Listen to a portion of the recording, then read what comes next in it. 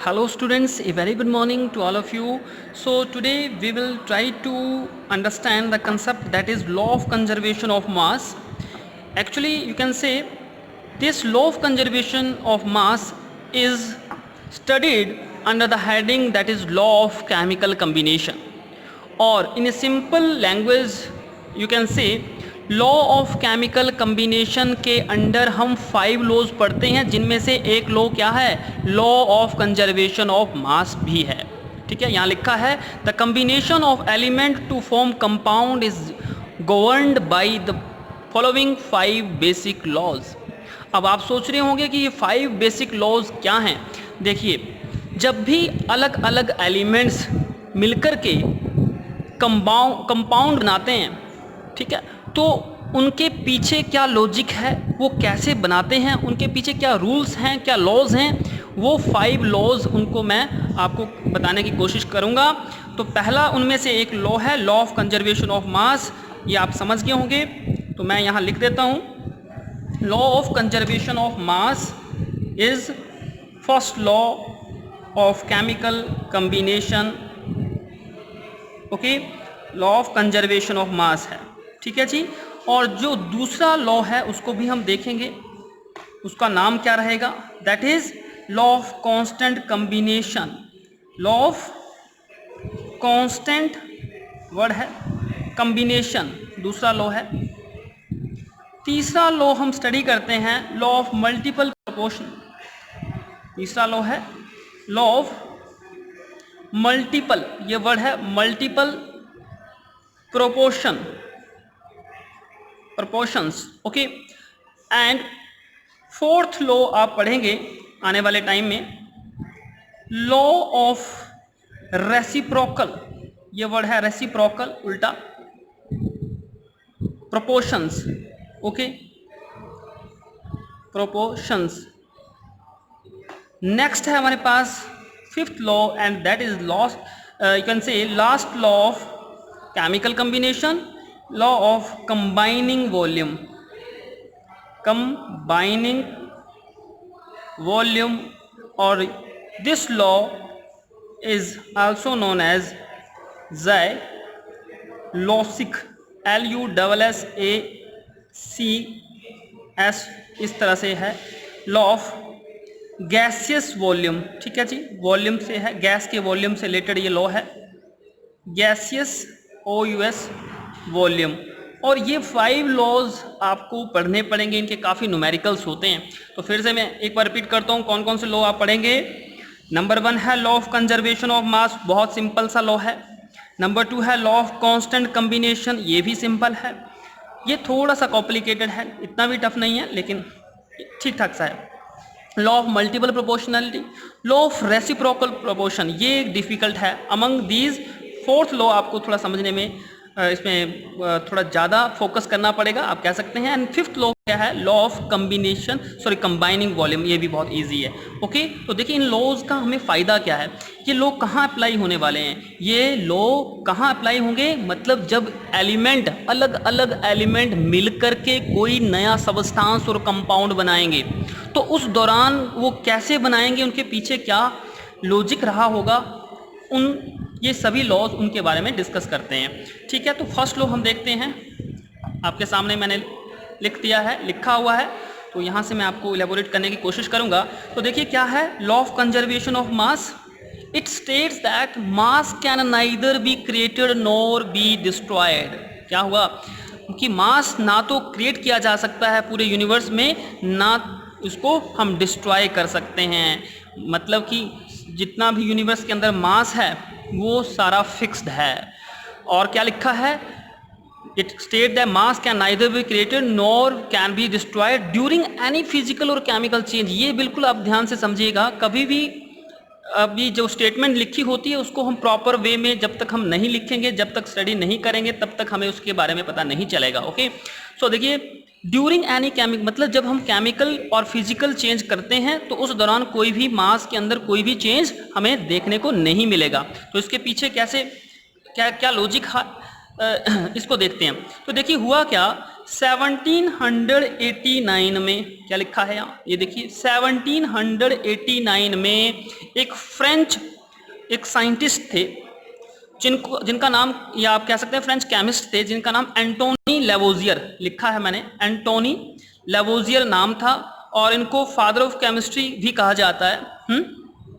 तो इन्होंने सबसे पहले क्या स्टडी किया कि अलग अलग रिएक्टेंट लिए, उनके मासेस को उन्होंने चेक किया, और उनके बाद उनकी केमिकल रिएक्शन करवाई, और उनका जो प्रोडक्ट निकला उनका भी उन्होंने मास चेक किया, तो पाया कि दोनों के मासेस जो है वो सिमिलर आएंगे, मतलब दोनों का एडिशन जो रहेगा रिएक्टेंट और प्रोडक्ट का मास की रिस्पेक्ट में वो इक्वल उनको स्टडी में मिला। ठीक है, तो शॉर्ट फॉर्म में हम लिख सकते हैं, in all physical and chemical changes total mass of reactant is equal to the total mass of product. Okay, क्या बात समझ में आई कि इन ऑल फिजिकल और केमिकल चेंजेस, कभी भी फिजिकल और केमिकल चेंज जब भी होगा तो total mass of reactant should be equal to the total mass of product. This is the statement which is observed by French chemist. The name of chemist is Antoine Lavoisier in 1789. Okay, और in short हम कह सकते हैं mass can neither be created nor be destroyed. Okay, अब देखिए यहाँ मैं एक एग्जाम्पल आपको, एक सिंपल सा एग्जाम्पल मैं आपको बताने की कोशिश करूँगा। आप ध्यान से समझिएगा। यहाँ लिखा है कार्बन और लिखा है ऑक्सीजन। कार्बन ऑक्सीजन मिलके क्या बनाते हैं, सोच के बताइए। एक तरफ कार्बन है, एक तरफ ऑक्सीजन है, इन दोनों के बीच में रिएक्शन होता है। अगर ऑक्सीजन ठीक ठाक से अमाउंट में है, मतलब कि प्रेजेंस ऑफ ऑक्सीजन अच्छी है, तो हमें रिएक्शन क्या देखने को मिलेगी, कार्बन डाइऑक्साइड गैस वहाँ से इवोल्व होगी। ओके, कार्बन है सॉलिड फॉर्म में, ऑक्सीजन गैस फॉर्म में होती है, और नया सब्सटेंस आपको जो मिल रहा है वो भी गैस है। अब देखिए इनका जो वेट है, भार जिसको बोल रहे हैं, मास जिसको हम बोल रहे हैं, इनको हम चेकअप करते हैं सबसे पहले। तो कार्बन का एटॉमिक नंबर कितना 6 होता है, तो मास कितना है, लगभग डबल। और यहाँ ऑक्सीजन का नंबर ऑफ मॉलिक्यूल्स कितने हैं, सॉरी नंबर ऑफ ये एटम्स कितने ऑक्सीजन के, 2 हैं। 2 इंटू एटॉमिक मास कितना है ऑक्सीजन का, कितना होता है, सोच के देखिए 16, एटॉमिक नंबर 8 है, डबल कितना है 16, एटॉमिक नंबर जो होता है उसके लगभग डबल उसका एटॉमिक मास आपको देखने को मिलेगा। तो ये ग्राम में चलने दो, कोई दिक्कत नहीं है। अब होना क्या चाहिए, इन दोनों का टोटल मास इसके इक्वल होना चाहिए। अभी इसका भी चेक करेंगे अपने। तो यहाँ पे कार्बन है, कार्बन का एटॉमिक मास 12 ग्राम भी लिख देता हूँ, और यहाँ पे 2 इंटू 16 ग्राम, ये इक्वल, अभी देखते हैं इसको चेक करके। तो यहाँ पे 12 ग्राम आ गया, प्लस 16 इंटू 2 32 ग्राम, that should be equal, check करते हैं, 12 ग्राम प्लस 32 ग्राम, तो ये कितना हो गया 4 और 3 प्लस 1 4, 44 ग्राम, और ये भी 44 ग्राम। मतलब कि मास ऑफ रिएक्टेंट, यहाँ रिएक्टेंट किसको कहा गया, ये है reactant, mass of reactant is equal to mass of product. आप चेक करके देखिए, left hand side and right hand side both the direction आपको क्या मिलेगा, आपको मिला कि 44 ग्राम लेफ्ट हैंड साइड में, रिएक्टेंट साइड मतलब कि उसका जो मास होगा वो प्रोडक्ट साइड के मास के इक्वल हुआ। यही बात किसने कहा, एंटोनी लेवोजियर ने कहा, लेकिन इसने अपने कुछ एक्सपेरिमेंट के थ्रू कहा। तो यहाँ एक और बात है कि फिजिकल और केमिकल चेंजेस के दौरान ऐसा नहीं है कि रिएक्शन में सिर्फ केमिकल ही चेंजेस आ रहे हैं। रिएक्शन जब फिजिकल चेंजेस, मतलब जब एक मैटर अंडरगो करता है फिजिकल चेंज में उस दौरान, और जब मैटर जो है केमिकल चेंज करता है उस दौरान की ये स्टेटमेंट उसने दी, रिएक्शन की स्टेटमेंट। तो देखिए उसने क्या किया, सबसे पहले मैं इसको इलेबोरेट करने की कोशिश करूँगा। उसने सबसे पहले देखा क्या, जब व्हेन मैटर अंडरगो, ध्यान से समझिएगा, अंडरगो फिजिकल चेंज, ठीक है, physical as well as chemical change, दो बातें हैं इसमें। अब देखिए उसने एक एक्सपेरिमेंट को कैसे फुलफिल किया। सबसे पहले उसने क्या किया, एक्सपेरिमेंट के दौरान एक सॉलिड पीस ले लिया वाटर का, मतलब कि आइस लिया, ध्यान से समझिएगा, और इसको एक कॉनिकल फ्लास्क में रख लिया, मतलब कि आपने एक पीस लिया, ये पीस है, और एक कॉनिकल फ्लास्क में उसको रख लिया और उस कॉनिकल फ्लास्क को अच्छे से ढक दिया, कोर्क कर दिया, कोर्क लगा दिया, उसको वे कर लिया, उसका भार माप लिया, ठीक है। अब फ्लास्क को धीरे धीरे धीरे धीरे धीरे क्या किया, गर्म करना शुरू किया, जिससे कि जो आपका सॉलिड सब्सटेंस था, जो कि वाटर था, आइस था, वो धीरे धीरे मेल्ट होना शुरू हो गया। किस में मेल्ट होगा, सॉलिड किस में जाएगा, वो लिक्विड सब्सटेंस में बदलना शुरू हो गया। ध्यान से समझिएगा, एक सॉलिड का पीस था, आइस था, और आइस किस में डाला, एक कंटेनर में डाला, जिसको कॉनिकल फ्लास्क बोलते हैं। इस तरह से होती है शेप कॉनिकल फ्लास्क की, ठीक है, एक ग्लास ही होता है एक तरह से, ग्लासवेयर जिसको बोलते हैं। तो इसमें डाल दिया। अब क्या किया, ऊपर से ढक दिया उसको। ढकने के बाद क्या किया, गर्म किया, जिससे कि आइस क्या हुआ, मेल्ट होना शुरू हुआ। और मेल्ट होने के बाद उसने क्या किया, उसका भी वेट मेजर कर लिया।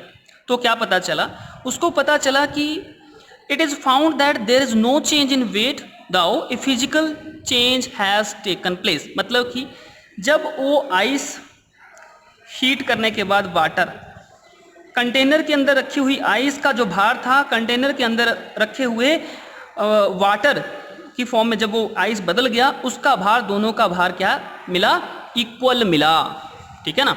इक्वल मिलने का मतलब क्या हुआ कि मास जो है वो बिफोर द रिएक्शन और आफ्टर द रिएक्शन तो खैर नहीं हो रहा है इसमें, फिर भी जो चेंजेस जो आ रहे हैं उस दौरान कोई भी उनमें बदलाव देखने को नहीं मिल रहा।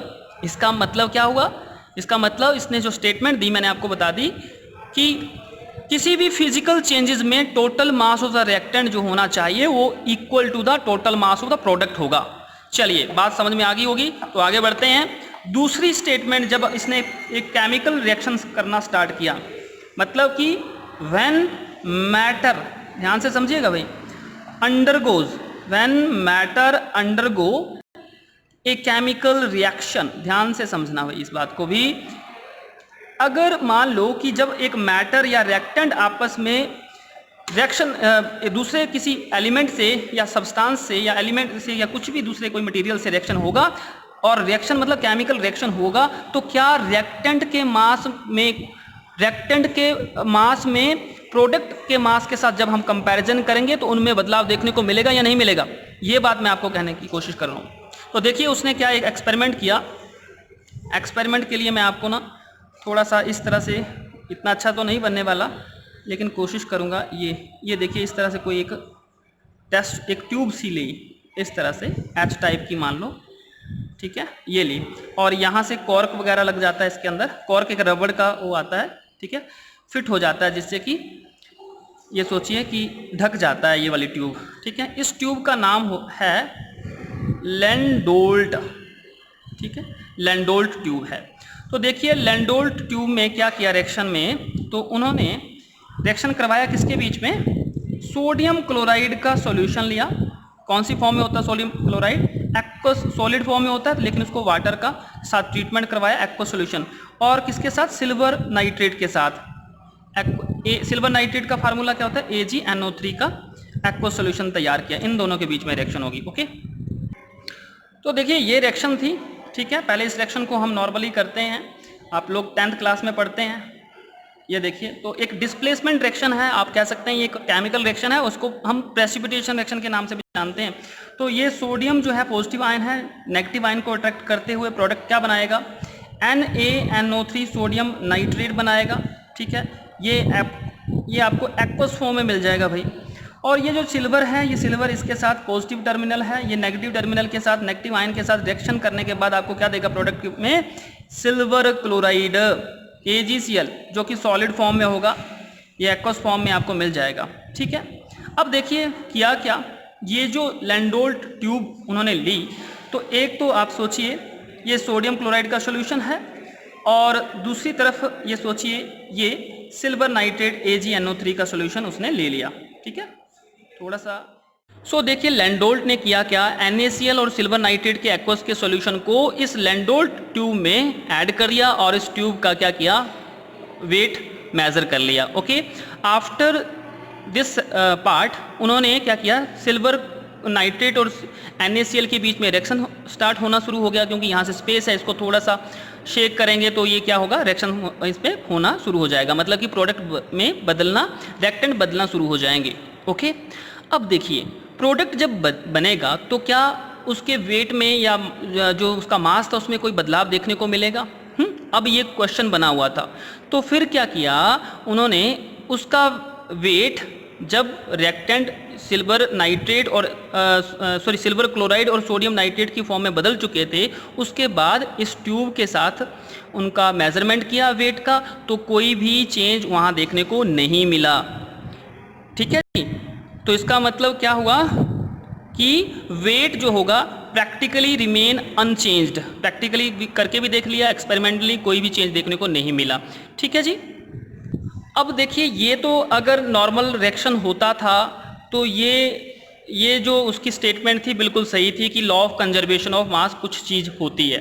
ठीक है जी, कि law of conservation of mass according to Antoine Lavoisier सही था। अब ठीक है, एक लिमिटेशन भी इसको देखने को मिली जब न्यूक्लियर रिएक्शन किया गया। ठीक है, तो उस दौरान कोई प्रॉब्लम क्रिएट हुई, तो देखते हैं, पहले इसको समझते हैं, इसको लिमिटेशन क्या है। This law does not hold good in nuclear reaction. Nuclear reaction जब की गई तो ये लॉ जो कि लॉ ऑफ कंजर्वेशन ऑफ मास था ये अच्छा साबित नहीं हुआ। ठीक है जी, तो इसने क्या कहा देखते हैं, as sum of the mass of reactant is converted into energy. और क्या पता चला कि कुछ मास रिएक्टेंट का किस में कन्वर्ट हो चुका था, एनर्जी के अंदर। जब रिएक्शन कैसे की गई, न्यूक्लियर टाइप रिएक्शन वहाँ कंडक्ट की गई। ठीक है जी, तो एनर्जी क्या है, E is equal to mc²। ठीक है, therefore this law has been modified. अब यहाँ कुछ दिक्कत आई थी तो कुछ मॉडिफिकेशन तो ऑब्वियसली होना ही है। तो और अब ये जो लॉ है, लॉ ऑफ कंजर्वेशन ऑफ मास ना कहते हुए इसको बदल दिया गया law of conservation of mass and energy, saying that the total sum of mass and energy during any physical और केमिकल चेंज रिमेन कांस्टेंट। फिर क्या कहा गया, मतलब पहले हम यही कह रहे थे कि लॉ ऑफ कंजर्वेशन ऑफ मास होता है, फिर जब न्यूक्लियर हमने जब सिंपल फिजिकल और केमिकल रिएक्शन करवाया तब भी ये स्टेटमेंट जो थी बिल्कुल सही पाई गई। लेकिन जैसे ही हमने न्यूक्लियर रिएक्शंस के लिए ये लॉ अप्लाई किया तो वहाँ थोड़ी सी कॉम्प्लिकेशन आई।